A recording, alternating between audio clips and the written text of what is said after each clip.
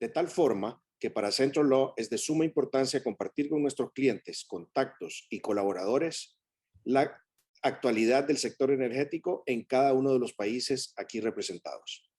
Esta tarde haremos un rápido repaso del ámbito regulatorio, de los requisitos e incentivos de operación y de las novedades y oportunidades imperantes en nuestras jurisdicciones. Repaso que esperamos ilustre a todos los asistentes de este webinar.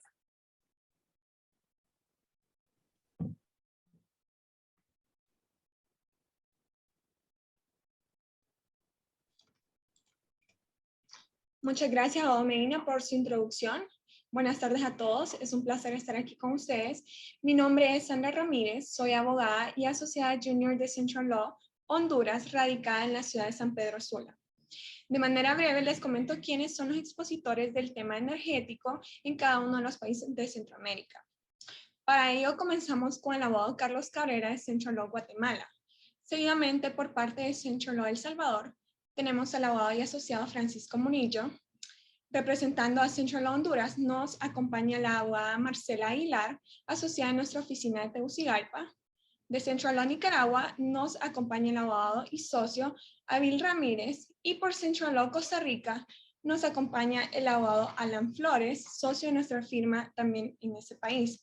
Siendo así, damos inicio a este webinar, cediéndole la palabra al abogado Carlos Cabrera, quien disertará sobre el marco regulatorio del tema energético en Guatemala.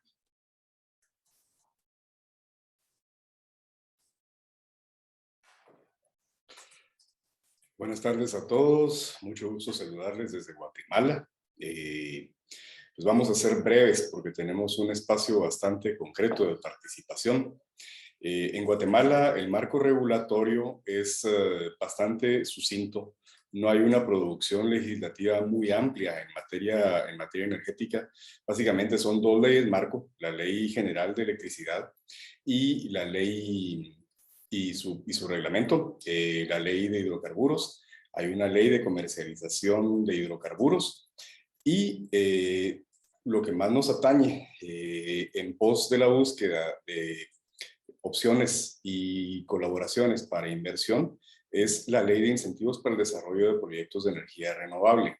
De allí, lo que vemos con el marco regulatorio de Guatemala es que es un marco liberal, es un marco que viene desde mediados de los 90 y lo que implicó fue la descentralización del subsector eléctrico y el paso de la mayor parte de la generación hacia manos privadas y constituir actores de mercado que procuraran la competencia y la eficiencia en este mercado. Por favor, la siguiente diapositiva. Tenemos algo interesante. Tenemos una ley de geotermia, aunque el desarrollo de esta fuente energética es bastante reducido acá en Guatemala, y hay una ley de alcohol carburante, que es una ley bastante vieja, y tiene algunos alcances que en estas épocas podrían ser útiles, pero ha habido también poco desarrollo de negocio alrededor del enriquecimiento del alcohol en Guatemala.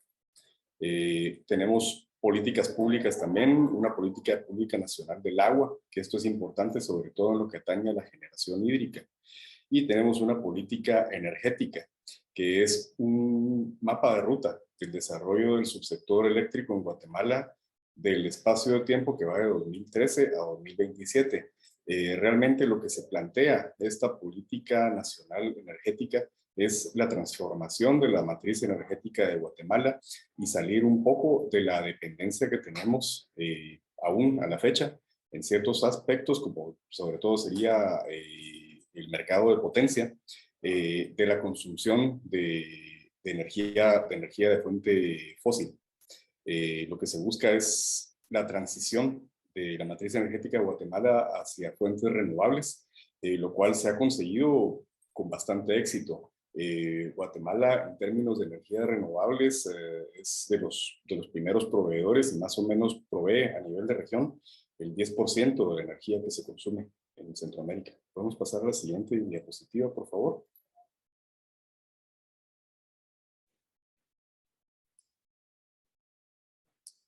Bueno, le toca a mi colega El Salvador. Muchas gracias. Gracias, estimado Carlos. Buenas tardes a todos. Es un placer para mí hablarles un poco del marco regulatorio en temas de energía para nuestro país, El Salvador.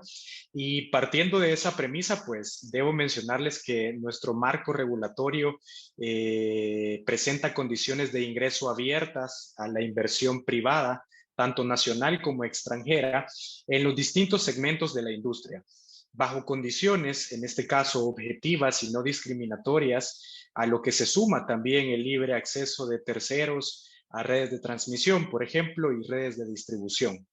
Por otra parte, también tenemos unas tarifas en temas de distribución y transmisión reguladas por las autoridades relevantes acá en El Salvador en temas de energía, y en base a eso es que contamos pues con un control también que coadyuva a la práctica de temas de energía respecto a prevención de prácticas anticompetitivas. En nuestro país, pues partiendo de este marco de regulatorio, están diferentes participantes o autoridades relevantes que son participantes de todo el ecosistema de energía. En este caso en particular, pues vamos a hablar de las principales, de las más relevantes, como por ejemplo es el CNE o el Consejo Nacional de Energía, quien es la autoridad política a cargo del establecimiento de la política y estrategia que promueve el desarrollo eficiente en el sector energético acá en El Salvador. Asimismo, tenemos a la SIGET, que es la Superintendencia de Electricidad, General de Electricidad y Telecomunicaciones, como un ente regulatorio del sector. También tenemos a la UT, que es la Unidad de Transacciones como unidad encargada, como entidad, perdón, encargada de la operación en el mercado mayorista de electricidad. Así también tenemos a la Superintendencia de Competencia en temas de prevención de prácticas anticompetitivas y al MAR como el Ministerio de Medio Ambiente y Recursos Naturales respecto de la permisología en este tipo de proyectos y como un ejecutor también de programas ambientales en promoción de las energías renovables como tal. Como El Salvador tenemos una política energética que actualmente está liderada por el CNE que les comentaba, con 5 ejes estratégicos a partir del año 2020 hasta el 2050. Y básicamente estos 5 ejes estratégicos se enfocan en un tema de modernización normativa, en un tema de abastecimiento sostenible, así también un consumo eficiente, investigación también y desarrollo e innovación en la industria de energía y seguridad e integración energética desde el punto de vista de proyección a futuro en cuanto al tema de la política energética acá en El Salvador. Ahora le cederé la palabra a mi colega de Honduras para que pueda contarnos de dicha jurisdicción. Gracias. Muchas gracias, Francisco. Es un gusto estar con ustedes el día de hoy. Para hablarles un poco de la regulación de la energía en Honduras, podemos decir que existe un marco legal amplio que regula el sector energético en el país. Como legislación general que da pie a la regulación específica, podemos mencionar la Constitución de la República y la legislación ambiental. La ley específica que regula este sector es la Ley General de la Industria Eléctrica, el decreto 404-2013 que fue publicado en el año 2014. Esta ley, junto con sus reformas y los reglamentos, sirve de marco para el mercado energético nacional y regula las actividades de generación, transmisión, operación, distribución y comercialización de la electricidad. Regula la importación y exportación de la energía eléctrica en forma complementaria a lo establecido en tratados internacionales sobre la materia y la operación del sistema interconectado nacional, incluyendo también la relación con los otros países. También tenemos la ley para la promoción de la generación de la electricidad con recursos renovables, que es el decreto 70-2007. Y también tenemos leyes especiales. Esta ley, perdón, es una ley especial que ha sido promulgada con el objetivo de incentivar la inversión nacional y extranjera por todas aquellas fuentes de energía que provengan de recursos renovables. Adicionalmente, tenemos la Ley Especial para garantizar el servicio de la energía eléctrica como un bien público de seguridad nacional y un derecho humano de naturaleza económica y social, que esta fue recientemente aprobada en el mes de mayo del 2022.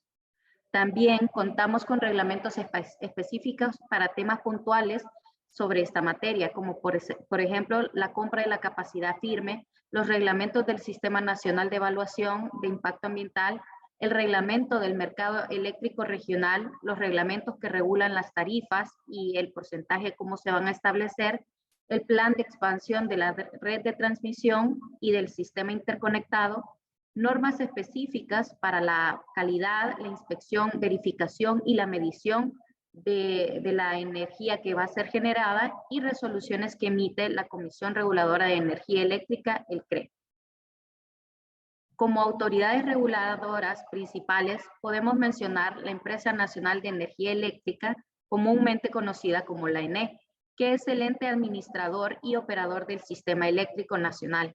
Se define como un organismo autónomo responsable de la generación, de transmisión y distribución y comercialización de la energía eléctrica en Honduras, con la facilidad de seleccionar la modalidad de administración y contratación que más le convenga al Estado para hacer estas actividades.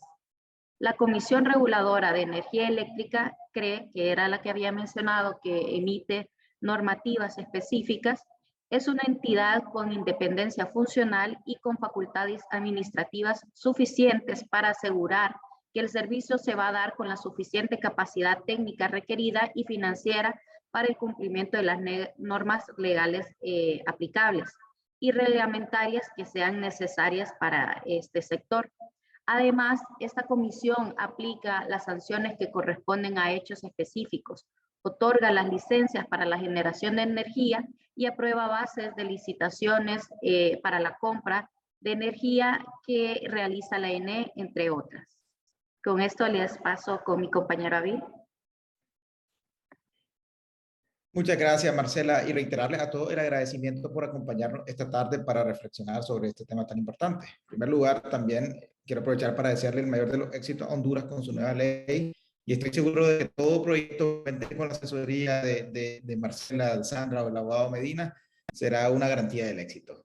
Bueno, siguiendo lo comentado por mis colegas y para tener una mejor comprensión del marco legal del sector energético en Nicaragua, debemos empezar primero con un breve análisis sobre la constitución de nuestro país, ya que en esta se origina y se promueven las inversiones en el sector, fomentando una cultura de libre competencia entre los diversos agentes económicos, así como un reconocimiento tanto al derecho a la propiedad como a la libre asociación de empresas. En tal sentido, de la Constitución solo quiero rescatar dos artículos. El artículo 100, el cual expresa que el Estado garantiza las inversiones, tanto nacionales como extranjeras, a fin de que éstas puedan contribuir al desarrollo socioeconómico del país, así como marcos jurídicos para impulsar proyectos públicos privados que faciliten, regulen y estimulen las inversiones de mediano y largo plazo necesarias para el mejoramiento y desarrollo de la infraestructura, particularmente infraestructura energética, vial y portuaria. Esto, complementado con el artículo 102, que reconoce el dominio a manera de patrimonio del Estado sobre los recursos naturales, permite que la administración pública pueda celebrar contratos de explotación racional de estos recursos cuando el interés nacional así lo demande y bajo procesos transparentes y públicos. Ahora bien, el sector energético está regulado, al igual que en otros países, por una serie de leyes, reglamentos, decretos, normativas, acuerdos interministeriales, todos necesarios para tener una guía bien articulada de los diversos procesos que relacionan a los agentes del sector. En términos de competencia, primero tenemos a la Ley 290, que es la Ley de Organización, Competencia y Procedimientos del Poder Ejecutivo, que otorga todo lo relativo a la facultad y competencias que tiene el Ministerio de Energía y Minas, en particular a lo relacionado a la administración de las licencias de generación o las concesiones para la explotación y explotación. La Ley 272, la Ley de Industria de Energía Eléctrica, es como una de las leyes más fundamentales del área, junto a su reglamento y a la resolución 17-199, ya que contiene disposiciones más específicas relacionadas a todo el proceso de trámite y seguimiento de las diferentes licencias de generación. Adicionalmente, nuestro ordenamiento también dispone de normas que buscan atraer la inversión privada en la generación de energía renovable, como por ejemplo la Ley 532, Ley para la promoción de la generación eléctrica con fuentes renovables, o bien normativas en sectores más puntuales, tales como geotermia, hidroelectricidad, hidrocarburos, sin dejar de mencionar la posibilidad de ejecución de proyectos bajo la modalidad de asocio público-privado. Esto reconociendo a los distintos stakeholders que tienen un rol en estos proyectos, como por ejemplo el cuidado del medio ambiente, comunidades indígenas cuando apliquen, municipios, entre otros. Y en línea general ese es el marco jurídico de Nicaragua en materia energética. Le cedo la palabra a mi colega de Costa Rica, el abogado Alan Flores. Muchísimas gracias, Abil, por tu presentación y a todos por estar aquí presentes en esta tarde compartiendo esta importante exposición.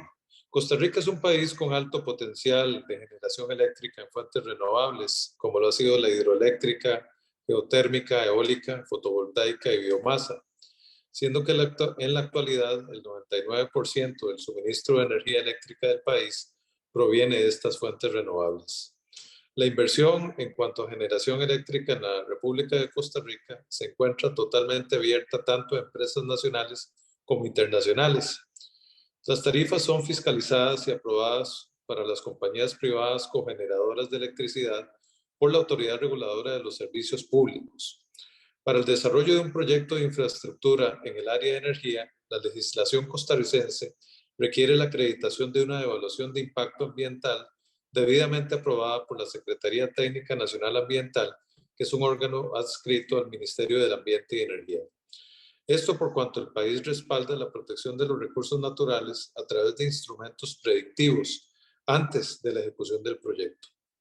El Instituto Costarricense de Electricidad y la Compañía Nacional de Fuerza y Luz son las empresas estatales que han invertido fuertemente en la infraestructura de distribución eléctrica que sirve de base para la inversión privada que luego llega al país. Son variadas las normas, tanto ambientales como en la parte de energía, que regulan la inversión que se puede hacer en cualquiera de estas áreas de energía renovable, como lo son, por ejemplo, la Ley de Regulación de Uso Racional de Energía número 7447 y la Ley número 7508. También importante, la ley que autoriza la generación eléctrica autónoma o paralela número 7200, la Ley Orgánica del Ambiente número 7554. Se tiene también la ley número 8345, que se refiere a la ley de participación de las cooperativas de electrificación rural y de las empresas de servicios públicos municipales en el desarrollo nacional. Pero también tenemos otro par de leyes muy importantes, que es la número 9518, Incentivos y Promoción para el Transporte Eléctrico, que es relativamente reciente, del 25 de enero del 2018, que va en la línea de la descarbonización que está promoviendo el país como una política de Estado que venía ya fuertemente aplicada desde hace un par de décadas, pero que ahora ya se convirtió en una política de Estado, y la ley 10.209, Ley de Incentivos al Transporte Verde, que reforma el capítulo tercero de la ley 9.518. Ese es en resumen el marco regulatorio que tenemos en Costa Rica para poder ejercer y poder aplicar una inversión extranjera o nacional en el área de energías renovables. Muchas gracias. Muchas gracias, Alan, y a los demás por haber hablado sobre el ámbito regulatorio. Ahora pasamos, en el orden establecido, a discutir y hablar sobre los requisitos e incentivos de operación en el sector energético en cada uno de nuestros países.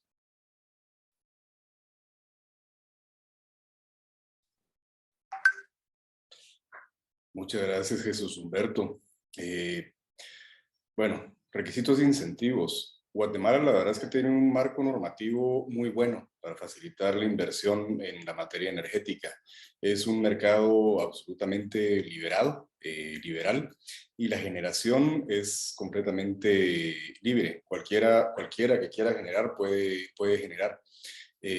Básicamente hay algunos actores reguladores. El regulador es la Comisión Nacional de Energía Eléctrica y el ente rector es el Ministerio de Energía y Minas. Depende para qué rol que se va a ejercitar dentro del subsector eléctrico, de ello dependen las autorizaciones que se requieren. La ley nacional, la ley general de electricidad, lo que prevé es una separación de actores de mercado. Entonces, las 4 grandes actividades que se pueden desarrollar acá en Guatemala son la generación, la comercialización, la transmisión y la distribución. Y para cada una de estas actividades es necesario contar con un permiso respectivo. El proceso es muy similar en todos estos subsectores. Por un lado, se requiere la aprobación del Ministerio de Energía y Minas, y luego se requiere la intervención del administrador del mercado mayorista, que no es regulador, sino que es quien coordina la comercialización de la energía eléctrica en Guatemala. En el caso de la generación, si es una generación propia, digamos por medios no renovables, es completamente libre. Lo único que se tiene que buscar es la aprobación de la instalación y luego posteriormente de la operación de las centrales generadoras. En el caso de la generación por medios renovables, se necesita suscribir con el Ministerio de Energía y Minas, en representación del Estado, un contrato de uso de bienes de uso público no común, y posteriormente pues autorizar el funcionamiento de las respectivas centrales generadoras. Algo muy bonito que hay acá en Guatemala es que todas las transacciones que se dan en el mercado tienen que estar caucionadas. Entonces eso ofrece una gran seguridad para los usuarios de que finalmente el suministro no se va a interrumpir, y al final funciona de una forma muy interesante acá en Guatemala, y el rol que ejerce el administrador del mercado mayorista es admirable, y parte del éxito de lo que tenemos acá en Guatemala es que el administrador del mercado mayorista es una entidad completamente privada y está integrada por los operadores de mercado privados también. Se caucionan todas las transacciones que se hacen, y finalmente los pagos también a los agentes de mercado están caucionados, están asegurados. Pues el administrador del mercado mayorista también tiene una línea de crédito abierta con los bancos del sistema, que fungen como bancos liquidadores. Siguiente diapositiva, por favor. Hay incentivos importantes. Tenemos una ley de incentivos a la generación por medios renovables. Podríamos equiparar los beneficios fiscales que ofrece esta legislación a los beneficios que obtiene empresas en regímenes suspensivos, como los regímenes de maquila. Por ejemplo, quien decida invertir en energías renovables puede tener exención de impuesto al valor agregado y derechos arancelarios a la importación, el DAI, por la importación de los equipos, maquinaria y demás que requiera para la instalación de una planta generadora. Asimismo, después de la fecha efectiva de entrega, cuando se empieza a suministrar la energía con un PPA, goza de ciertas exenciones importantes, como por ejemplo una exención general de impuesto sobre la renta y una exención general de impuesto de solidaridad. Algo interesante, pues haciendo un poquito de recuento histórico, es que esta ley de incentivos a la generación por medios renovables vino a sustituir otra norma más antigua, que era una ley de fomento para el desarrollo de generación por fuentes renovables, que tenía otro tipo de exención. Por ejemplo, permitía el rol de inversionistas, gente que inyectaba capital o hacía asociaciones o de otra forma creaba vehículos de inversión para poner fondos a disposición de la creación de fuentes renovables de energía. Y estas inversiones eran completamente deducibles del impuesto sobre la renta. Pues por cuestiones de control se fueron restringiendo estos beneficios, y ahorita estos beneficios pues ayudan y apoyan el desarrollo del subsector eléctrico, pero específicamente en cuanto a quienes son los titulares y los desarrolladores de estos proyectos. Algo que sí llama la atención y hemos pues, hecho la observación en algún momento es que, por ejemplo, en materia de eficiencia energética sí quedamos un poco cortos y sí nos limita un poco la creación de un mercado secundario de integradores de soluciones, porque son solamente los titulares o los desarrolladores de los proyectos los que pueden hacerse estos beneficios fiscales. Entonces, un integrador que venga y desee tener un inventario de partes o de componentes acá en Guatemala, si no está desarrollando directamente y bajo su interés propio un proyecto de generación o de eficiencia energética, pues va a tener que cargar con todos los impuestos y derechos arancelarios a la importación. Siguiente. Muchas gracias, Francisco. Gracias, Carlos. Buenísima información. Por parte de El Salvador, pues también tenemos unos incentivos, así como requisitos. Voy a empezar por los incentivos fiscales. Hay inversiones en energías renovables, la cual incluye hidro, geotérmico, eólico, solar, marino, biogás y biomasa. Puntualmente, nuestra regulación en temas para el fomento de energías renovables toca una serie de 4 o 5 exenciones bastante interesantes, empezando por la primera de ellas, la exención durante los primeros 10 años. Esta es una exención total, perdón, del pago del DAIF, de los derechos arancelarios de importación, en temas de maquinaria, equipo, materiales, insumos, que sean destinados exclusivamente para labores de preinversión, así como también de inversión en la construcción y ampliación de las obras de las centrales de generación, así como también incluye construcción o ampliación de una que otra subestación, la línea de transmisión también o subtransmisión, que es necesaria también para transportar la energía desde la central de generación hasta las redes de transmisión o distribución eléctrica. Por otra parte, tenemos que todos aquellos ingresos que estén derivados directamente de la generación de energía con base en fuentes renovables, gozarán pues de una exención total del pago del impuesto sobre la renta por un periodo de 5 años, en el caso para proyectos superiores a 10 megas, y de 10 años en el caso de proyectos de 10 o menos megas, en ambos casos también contados pues a partir del ejercicio fiscal en que se empiecen a obtener los ingresos derivados de la generación de energía con base en fuentes renovables.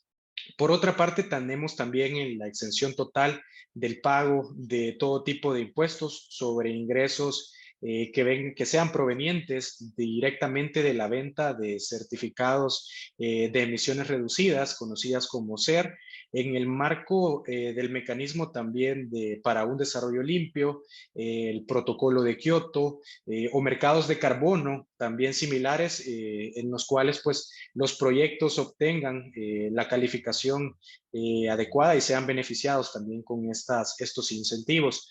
Por otra parte, en el caso de las centrales geotérmicas, contamos pues con una deducción del impuesto sobre la renta por un periodo máximo de 10 años en los costos y gastos vinculados directamente a las actividades relativas del proceso de reinyección total del recurso geotérmico.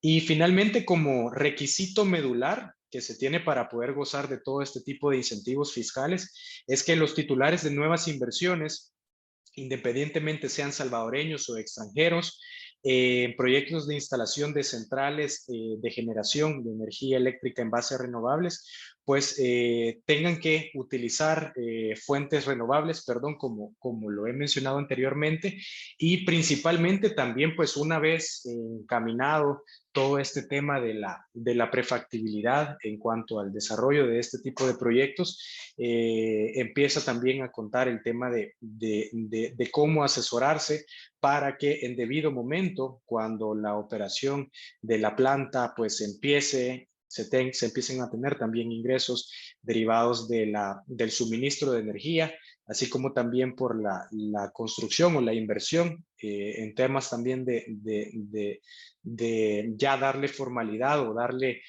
cuerpo a los proyectos, pues también es importante que se asesoren bien en el sentido de poder hacer una solicitud ante el Ministerio de Hacienda, ante el Ministerio de Economía, que pueda ser acreditada de todo este tipo de incentivos. Muchas gracias y le cedo la palabra a mi colega de Honduras.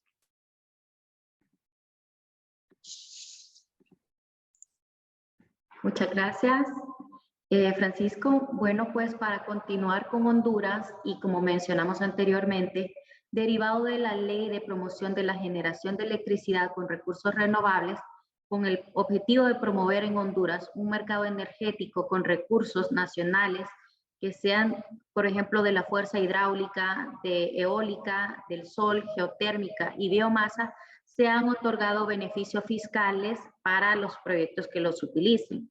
Entre ellos podemos mencionar la exoneración del pago del impuesto sobre las ventas para todos los equipos, materiales y servicios que están destinados o directamente relacionados con la generación de la electricidad a partir de los recursos renovables. También se da la exoneración del pago de todos los impuestos, tasas, contribuciones, aranceles y derechos de importación para todos los equipos, materiales y repuestos y accesorios adquiridos localmente o en el exterior que sean necesarios para la construcción de la infraestructura que se requerirá para los proyectos de generación de energías con recursos renovables. También se dará la exención del pago del impuesto sobre la renta, aportación solidaria temporal, impuesto al activo neto, impuesto a la ganancia capital y todos aquellos impuestos conexos conexos derivados de la renta por 10 años. Esto a partir de la fecha de operación comercial del proyecto, que será verificada a través de una certificación que otorgará la CRE de inicio de operación del proyecto. También se darán todos los beneficios que otorgan las aduanas con relación a la importación temporal, al régimen de importación temporal que existe en Honduras para la construcción y el mantenimiento de estas plantas generadoras. Asimismo, se da la exoneración del impuesto sobre la renta y la retención de impuestos por los pagos de los servicios que se requieran para la elaboración de dictámenes técnicos, de desarrollo, de instalación, a cualquier persona natural o jurídica que presten este tipo de servicios que sean necesarios para la conducción de este tipo de proyectos. Para poder gozar de estos beneficios, se debe de cumplir con ciertos procesos en diferentes entes que se han establecido con el objeto de llevar un control de quienes están gozando de estos beneficios.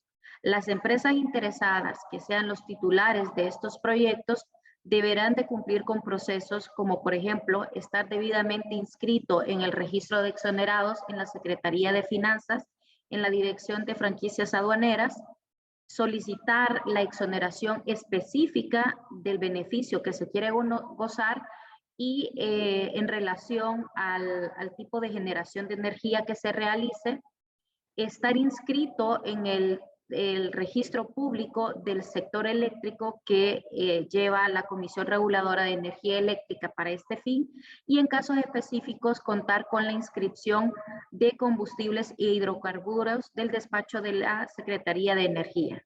Con esto le cedo la palabra a mi compañero de El Salvador. Gracias, perdón, Salvador, regreso a Nicaragua. Como comentaba, voy a hablarle ahorita un poco acerca de quiénes son los que intervienen en el mercado de Nicaragua. Y como comentaba primero, en la intervención anterior, a través de la ley 290, se divide la administración pública mediante un reconocimiento a las facultades y los deberes de cada institución gubernamental. En tal sentido, son diversas las instituciones que intervienen en el mercado eléctrico para garantizar la bienandanza del mismo. Si pueden ver en el gráfico, se aprecian diversos actores y delimitados cada uno por sus funciones. A grandes rasgos, el Ministerio de Energía y Minas es quien dirige la política energética y a la vez el encargado del otorgamiento de las licencias de generación o la suscripción de los diversos contratos de exploración y explotación. Luego tenemos al Instituto Nicaragüense de Energía, que es quien vela por la calidad del servicio y el pliego tarifario. También tenemos al Centro Nacional de Despacho de Carga, que es la unidad responsable de la operación del Sistema Interconectado Nacional y la Administración del Mercado Eléctrico. Y ENATREL, es la Empresa Nacional de Transmisión Eléctrica, se encarga del transporte de la energía eléctrica y el incremento de la cobertura de electrificación. Por último, tenemos al distribuidor, que es una empresa de propiedad estatal llamada Disnorte Disur. Como podrán ver, los generadores, la actividad de generación se ha visto reservada o se ha visto mayormente opacada por el sector privado como tal. Y ahora, pidiéndole el favor a Sandra que se puede cambiar de filmina, por favor. Quisiera hablar un poco acerca de los incentivos que se han creado para tratar de atraer a la inversión privada en este sector, pero primero debo comentar que el año 2004 se estableció mediante el decreto 13 el establecimiento de la política energética nacional, mediante el cual se dispuso como objetivo estratégico utilizar prioritariamente las fuentes de energía limpias, renovables dentro de la matriz energética nacional, asignando los recursos y los mecanismos para su aprovechamiento. Y esto es importante porque Nicaragua no es un país que cuente con hidrocarburos en cantidad comercial, o de momento no. Y antes de esta nueva política pública, nuestra matriz anda como 75% no renovable, 25%, algo así. Después de mucho esfuerzo, mucha inversión, confianza en el país, a día de hoy la matriz se ha invertido y aún no somos Costa Rica, pero, pero hemos tenido resultados muy positivos en cuanto a nuestra matriz.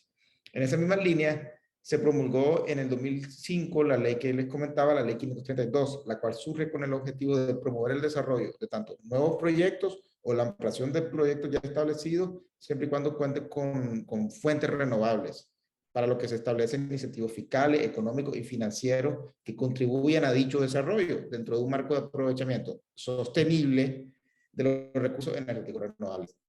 Sí, similar a Guatemala, El Salvador, Honduras, tenemos una serie de incentivos, en este caso tributarios, pues como por ejemplo, que para la etapa de preinversión o la etapa de construcción de la obra, una exoneración del impuesto de importación o del IVA, una vez que entre a operar la empresa, para que se pueda asentar una exoneración de hasta 7 años del pago del impuesto sobre la renta, así como otra serie de exoneraciones porcentuales y progresivas, como por ejemplo los impuestos municipales, timbres fiscales, entre otros. Pues, pero la idea es tratar de atraer a la gente facilitando las cosas mediante un buen marco tributario. Gracias y les cedo la palabra a Alan. Muchas gracias, Abel. En cuanto a incentivos, actualmente la legislación costarricense tiene como objetivo regular esas exenciones otorgadas en términos de incentivos económicos y tributarios para adaptarlos al crecimiento mundial de cara a la descarbonización de la economía costarricense. Asimismo, se prevé a partir de la Ley 7200 y el Decreto Ejecutivo 24866 MINAE un régimen de exoneraciones en beneficio de las empresas privadas que deseen desarrollar una central eléctrica privada con capacidad de 50.000 kilovatios, los cuales consisten básicamente en la exoneración de impuestos de importación a toda la maquinaria y equipo que se empleará en el desarrollo del proyecto, según el artículo 5 del Código Tributario vigente. Y además, beneficios fiscales en pago sobre el impuesto sobre la renta por un periodo no superior a los 5 años. Esto es particularmente importante porque hemos visto en Costa Rica que no solamente las grandes empresas estatales como el Instituto Costarricense de Electricidad y la Compañía Nacional de Fuerza y Luz, en particular el ICE, ¿verdad?, que es el que más ha invertido en obra de infraestructura hidroeléctrica, pero también en la parte de geotermia, ha visto complementada esa inversión estatal con inversión, por ejemplo, de las cooperativas autogestionarias en materia hidroeléctrica, que han sido un desarrollo, que han sido un completo éxito, como lo es, por ejemplo, Copelesca en la zona norte del país, una zona muy turística, como también lo ha sido Copeguanacaste, que también ha invertido una buena cantidad de dinero en la parte de generación hidroeléctrica. Entonces, esa base de inversión servirá, por supuesto, para que otras empresas se motiven, nacionales, pero sobre todo internacionales también, a invertir en energías renovables.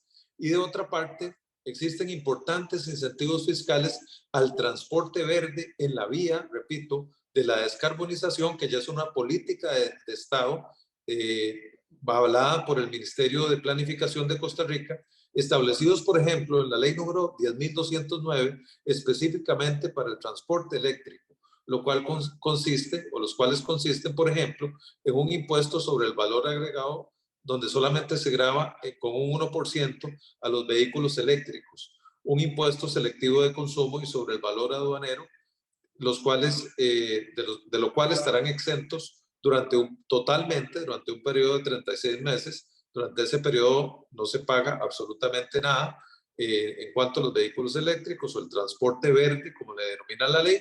Luego tendrán una tarifa exonerada del 75% durante otros 36 meses, un adicional del 50% por otros 36 meses y finalmente un 25% en el último periodo de otros 36 meses, lo que finalmente supone un beneficio fiscal de 12 años en total. ¿Por qué mencionamos esto del transporte verde y de la descarbonización?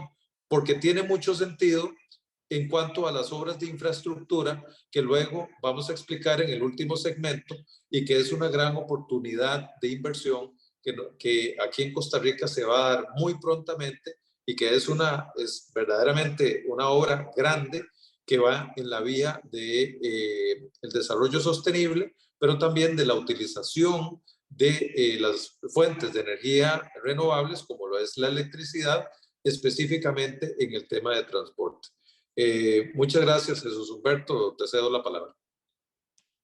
Muchas gracias, Alan, y gracias a todos los demás por el brillante resumen que han hecho. Vemos que en todos los países se ha hecho un esfuerzo para otorgar incentivos de operación y muchos tienen que ver con el sector verde, así que es uno de las características que creo que todos compartimos y que vale la pena estar muy pendiente de ellas.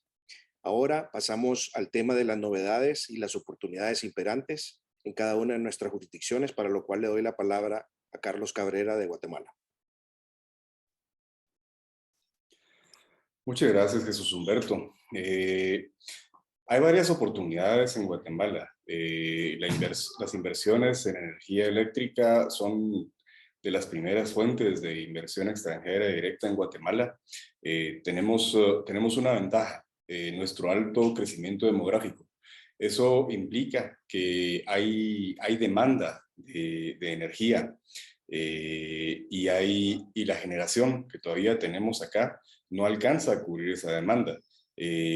Incluso con la generación que tenemos actualmente y el potencial de exportación que tiene Guatemala y la participación que tiene en el mercado eléctrico regional, sigue habiendo oportunidades para generación en Guatemala, sobre todo por el potencial de recursos naturales renovables que tiene. Las fuentes hídricas que hay en Guatemala para generar son sumamente importantes y hay sectores todavía de generación que están pendientes de ser desarrollados, como la geotermia, y Guatemala tiene mucho potencial a ese respecto y no ha habido tanto desarrollo de industria en esos campos.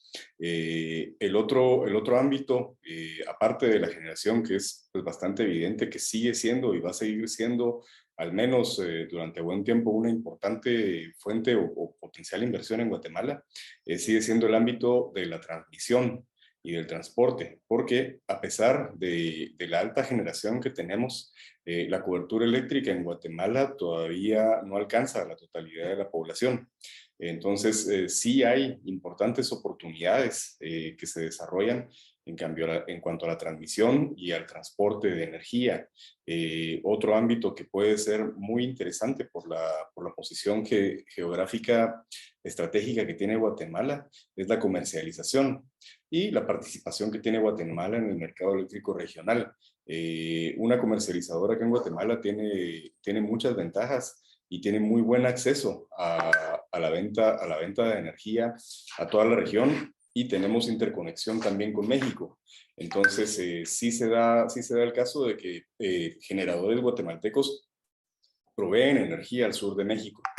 Entonces, sí hay importantes potenciales inversiones acá en Guatemala que todavía pueden ser desarrolladas. Es un mercado muy, muy noble y pues hay espacio para muchos actores de mercado aún. Algo que les refería brevemente en mi anterior intervención es, uno, que el marco legal en Guatemala es muy favorable a la inversión. Por lo mismo de que tenemos un subsector eléctrico liberado y no centralizado. Como lo pueden ver acá en la filmina, el 75% de la generación eléctrica está en el sector privado. Básicamente son dos actores de mercado públicos que siguen teniendo participación, que son las hidroeléctricas estatales, Chixoy y Juruún Marinalá, pero de ahí en más, casi toda la generación en el país está en manos privadas. Lo que les refería, que ha habido importantes incrementos en la generación y amén de ello sigue habiendo oportunidades y son la mayoría en fuentes renovables. Siguiente, por favor. Francisco, te dejo en el uso de la palabra. Muchas gracias.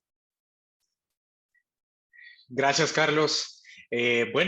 Por parte de El Salvador, en cuanto a oportunidades de negocio, podemos compartirles de que como parte también de la política del CNE de promover la estrategia y la promoción del tema de proyectos de inversión en energía, tenemos información por el momento, pues a futuro, pero que se están desarrollando ya las bases para licitaciones previstas para el mes de agosto del 2022, en las cuales va a ser, bueno, al final de cada licitación, la firma de cada PPA va a ser con distintas distribuidoras locales acá en el país, pero básicamente estas licitaciones o estas oportunidades de inversión están siendo focalizadas o están siendo previstas para el mes de agosto del 2022 en una diversidad de potencia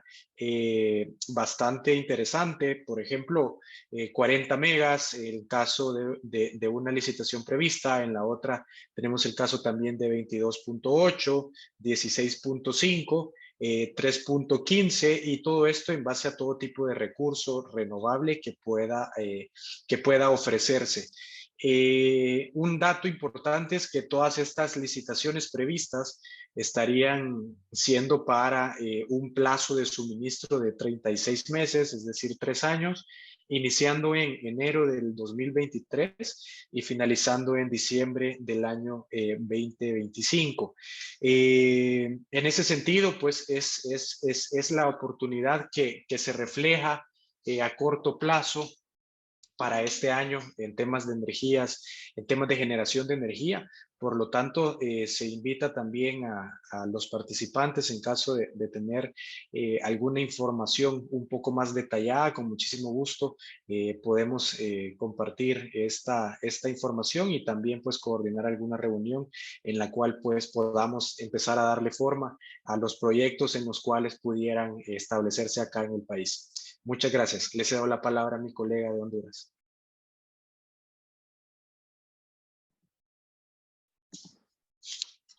Bueno, muy interesante, Francisco. Por parte de Honduras, pues según lo que había expuesto anteriormente, ya que el servicio de energía eléctrica ha sido declarado como un bien público y de seguridad nacional, un derecho humano, que el Estado se compromete a garantizar, anticipamos nuevos proyectos para el fomento del sector. De forma general, se están impulsando las actividades de transmisión, generación y distribución a regiones que hasta la fecha todavía no habían sido cubiertas en el país. También se desarrollará un programa de emergencia masiva de electrificación rural mediante tecnologías como ser la solar e híbridas, adquiridas a través de convenios suscritos con organizaciones tanto nacionales como internacionales, siempre buscando las mejores ofertas y las mejores condiciones para beneficio del país. También se prevé la construcción de represas de generación de energía con recursos renovables y con control para evitar inundaciones, especialmente impulsando aquellas que ya cuentan con un diseño previamente aprobado y con presupuestos que ya han sido examinados por los entes calificados del país. También, entre los proyectos que existen para la generación de energía, se encuentra en preparación un proceso de licitación pública internacional que se pretende para cubrir la demanda de los próximos 10 años para la compra de 450 megavatios de energía con potencia firme, por lo que en cualquier momento, siendo que es de mucho interés para el gobierno, estamos esperando que se dé la apertura para la presentación de ofertas, tanto de inversión nacional y extranjera para esta licitación. Como podrán observar, existen varias oportunidades en nuestro sector y nosotros, nuestra oficina está preparado para darles el apoyo, ya que contamos con la experiencia desde las etapas de preparación, de establecer una empresa con los objetivos que sean afines a este sector y para acompañarlos inclusive en los procesos de licitación, desde el inicio de un proceso de ayudarles en la forma de presentar la expresión de interés hasta completar el proceso en la adjudicación y la celebración de un contrato. Entonces, estamos ansiosos por servirles y por apoyarles en cualquier consulta que se venga en este sector. Le cedo la palabra a mi compañero Abil de Nicaragua. En cuanto a Nicaragua, primero comentar de que la forma en que un inversionista, una persona interesada pueda generar energía en el país, existen dos formas. La primera, independientemente de si sea una licencia de generación o una concesión para la exploración y explotación, la primera es que la administración pública invita a través de una licitación. La segunda es cuando el interesado se acredita como un precontratista, un proceso de calificación y solicita a la administración pública una negociación directa. O sea, solo comentar para que tengamos claro de que existen dos formas de contratar con el Ministerio de Energía y Minas. Ahora bien, en cuanto a cómo estamos, nuevos proyectos, diversos estudios han encontrado que Nicaragua tiene un potencial de hasta 4.500 megawatts distribuido en distintas fuentes de energía renovable: geotermia, hidroelectricidad, eólico, solar y biomasa de manera particular. Pero de estos tres, un par de comentarios sobre la geotermia, la hidroelectricidad y la biomasa. En cuanto a la geotermia, Nicaragua no en vano es conocido como el país de los lagos y los volcanes. Esto es porque toda nuestra costa Pacífico, la costa del Pacífico está bordeada por una cordillera llamada los Maribios, que hay más de una decena de volcanes. Y toda en esa cordillera tenemos volcanes, lagunas cratéricas, calderas volcánicas, con una extensa área. Entonces, hay mucho potencial para generar geotermia. En cuanto a la hidroelectricidad, del Pacífico nos movemos al centro y al Caribe del país, ya que hay numerosos, abundantes ríos con grandes caudales que se estima tienen un potencial de hasta 2.000 megawatts. En cuanto a la biomasa, como una de nuestras principales actividades económicas, el sector agrícola, los desechos y los productos secundarios de estos son fuentes importantes de combustibles. Por ejemplo, dos ingenios azucareros incorporan hasta 30 megawatts aproximadamente mediante la combustión del bagazo y del eucalipto cosechado, todo para producir tanto vapor como para la generación de electricidad. Entonces hay una cartera interesante de proyectos ya identificados en caso de que haya un inversionista interesado. Pero nosotros estamos claros de que no basta con identificar un proyecto u otorgar incentivos, sino de que todo país tiene que seguir trabajando para mejorar el derecho a la propiedad, garantizar un Estado de Derecho clave para garantizarle al inversionista tanto la seguridad jurídica como seguridad ciudadana, que es fundamental a la hora de tomar una decisión. Y solo quiero agregarte que nuestra oficina en Nicaragua ha sido un elemento preponderante en el desarrollo de proyectos de energía renovable, especialmente en la energía eólica. La oficina fue pionera, ya que los primeros 4 parques eólicos, 3 contaron con nuestra asesoría y pudieron dar a luz para incorporar hasta poco más de 100 megawatts al sistema interconectado nacional. Nuestra asesoría en este proyecto, o la asesoría de la firma, perdón, en este proyecto fue integral, que empezó con la asesoría, los permisos y licencias habilitantes, adquisición de derechos sobre los inmuebles, negociaciones con los suministradores de suministros de energía con las distribuidoras, los contratos de financiamiento y todo lo que puede involucrar una inversión de esta magnitud. Muchas gracias y les doy la palabra a mi colega de Costa Rica. Muchas gracias, Javier, y a todos. En cuanto a la novedad de oportunidad de negocio, tenemos la aprobación del contrato de préstamo 2241 entre el Gobierno de la República de Costa Rica y el Banco Centroamericano de Integración Económica para apoyar el financiamiento del proyecto construcción, equipamiento y puesta en operación de un sistema de tren rápido de pasajeros en la gran área metropolitana. El gran área metropolitana de Costa Rica abarca varias ciudades, no solamente San José, sino también la ciudad de Cartago, la ciudad de Alajuela y la ciudad de Heredia, que en el Valle Central han ido creciendo exponencialmente de forma cualitativa y cuantitativa, de forma tal que ahora tenemos una población cercana a los 2,5 millones de personas en este lugar, donde este proyecto se vuelve trascendental, no solamente por la necesidad de transporte, sino también por el financiamiento que está dando ya el Banco Centroamericano, que está en este proyecto de ley que pronto será ratificado por el Congreso de la República en primer debate. Porque además es una suma muy grande de dinero que viene en un préstamo muy blando y hay que aprovecharlo, por supuesto. El proyecto señala como objeto de la ley mejorar los tiempos de movilización de los habitantes de la gran área metropolitana mediante el diseño, financiamiento, construcción y operación de un sistema de tren rápido de pasajeros, seguro, eficiente y limpio.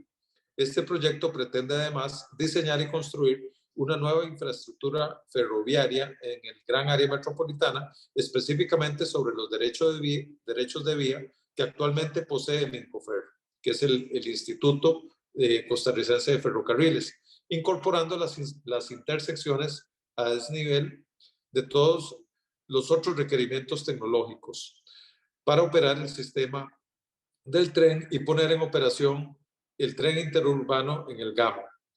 En virtud de lo anterior, el Poder Ejecutivo presentó para la aprobación de la Asamblea Legislativa el contrato de préstamo negociado que ya está aprobado en Comisión Dictaminadora de Proyectos con el BESIE por una suma de $550 millones, en donde el Gobierno de la República es el prestatario y el INCOFER el organismo ejecutor, el cual tiene un solo componente que sería el aporte del Estado a la inversión de capital del proyecto.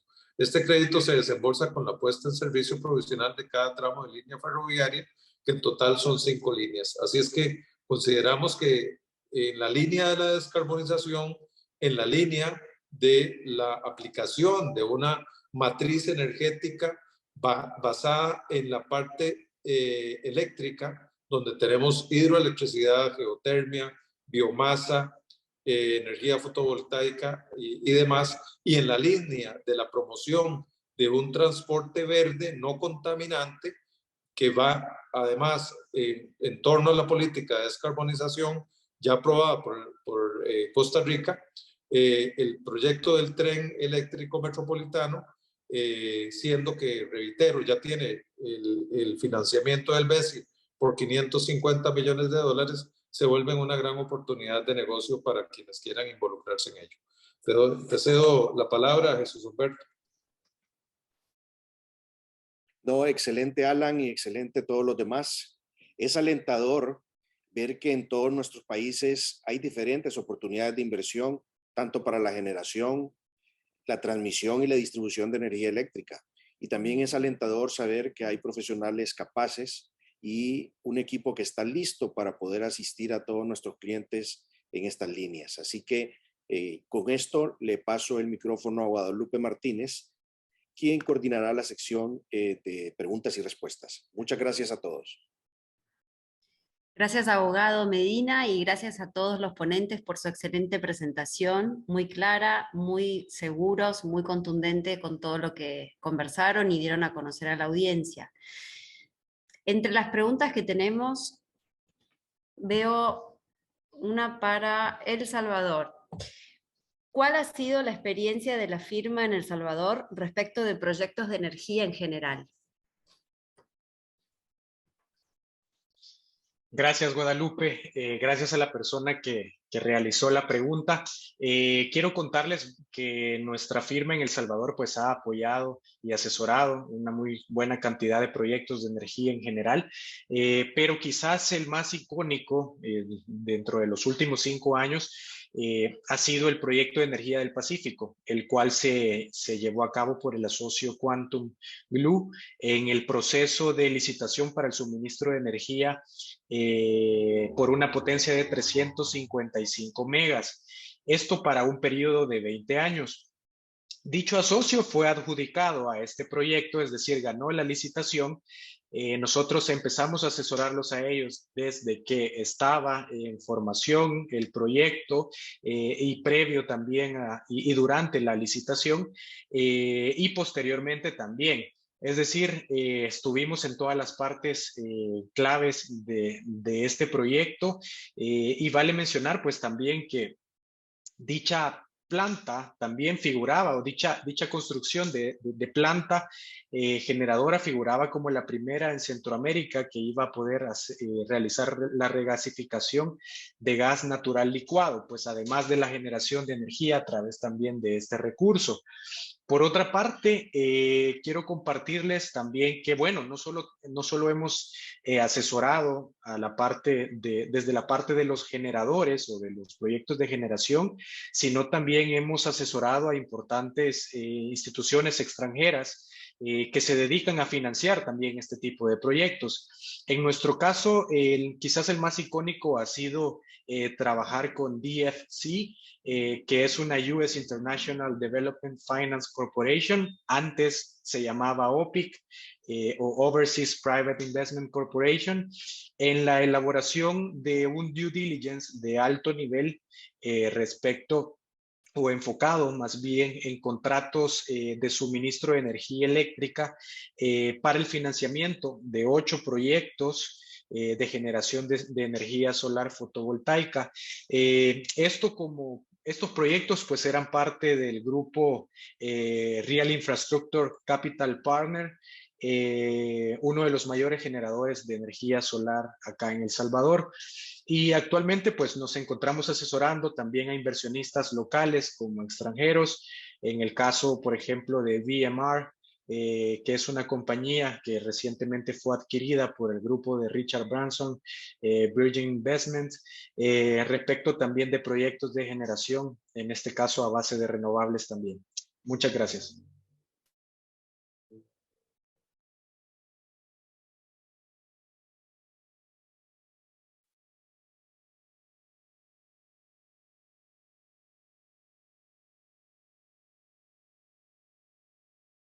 Muchas gracias, Francisco, por lo que comentas.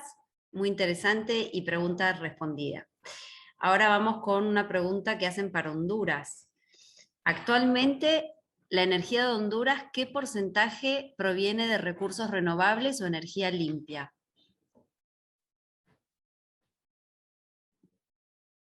Bueno, pues gracias por la pregunta. Con los esfuerzos que ha estado realizando Honduras para tener una mayor generación de energía limpia, se ha incrementado este porcentaje y este varía en un porcentaje aproximadamente entre el 60 al 62%, el cual puede ser comprobable y visto en la página, en el portal de la Comisión Reguladora de Energía Eléctrica, que muestra en tiempo real cuánta energía está siendo generada y de dónde proviene.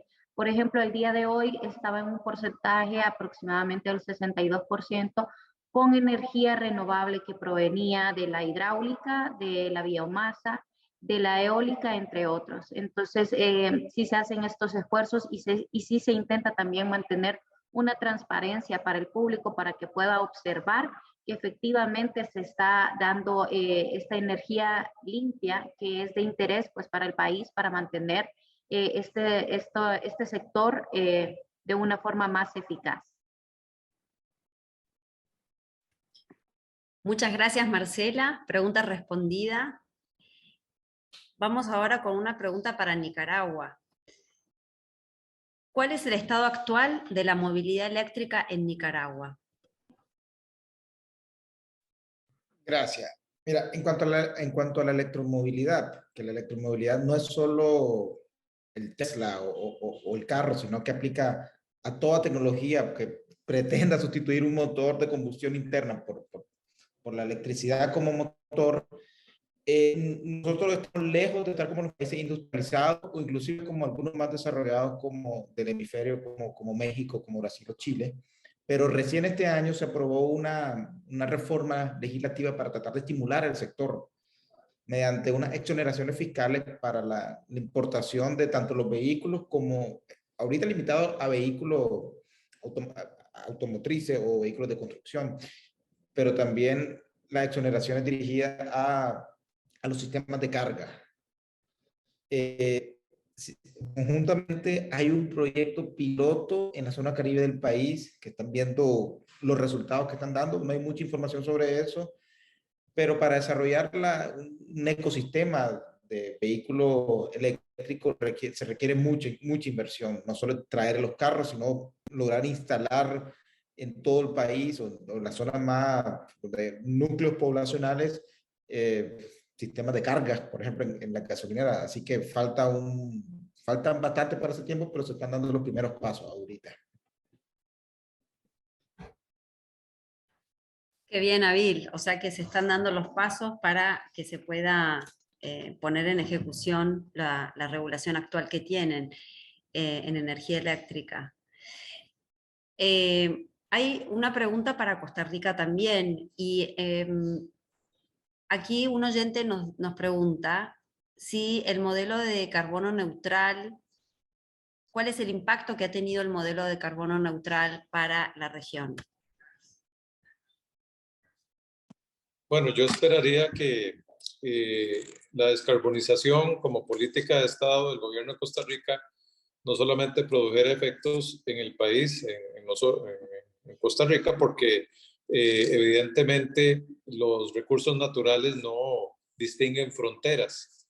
Y además, políticamente, si se quiere, estamos unidos todos por una estrategia que se decidió hace ya bastante tiempo en el sistema de integración centroamericano, que es una dependencia que se denomina la Comisión Centroamericana de Ambiente y Desarrollo. La CCAD, como se le denomina entre los ministerios de Ambiente, está liderada por un director ejecutivo. Este director ejecutivo tiene la fuerza política sustentada a través de los gobiernos en las ministras y ministros de ambiente de cada uno de los países centroamericanos para poder convertir a la descarbonización en una política centroamericana y no necesariamente de Costa Rica solamente. Por supuesto que esta es la tendencia mundial, no es solamente la tendencia de Costa Rica. Hemos visto, por ejemplo, cómo en la ciudad de San José se han logrado rebajar o reducir considerablemente las emisiones de combustibles fósiles provenientes de vehículos de combustión interna, y eso por supuesto que no solamente es bueno para el ambiente, sino directamente para la salud de las personas que viven en el gran área metropolitana. Entonces, proyectos que vayan en la línea de la importación de vehículos no contaminantes, entiéndase los eléctricos, los híbridos no están comprendidos dentro de estas regulaciones. Los eléctricos sí tienen, como ya lo explicamos, una serie de beneficios importantes, pero por supuesto que dejar de utilizar, por ejemplo, buses para el transporte de la gente, de los habitantes del GAM, y utilizar, como lo explicábamos igualmente, un tren interurbano netamente eléctrico con un aporte importante de créditos que son muy blandos y que tienden igualmente a beneficiar, reitero, el ambiente y la salud de las personas. Excelente, excelente, Alan. Bueno, muchísimas gracias a todos. No tenemos más preguntas y no tenemos más tiempo tampoco. Quería agradecerles a todos individualmente y colectivamente, a todos los participantes, ponentes, presentadores. Y damos por finalizado este webinar el día de hoy. Lo hemos grabado y lo hemos publicado en redes sociales y lo subiremos también a nuestro canal de YouTube de Central Law.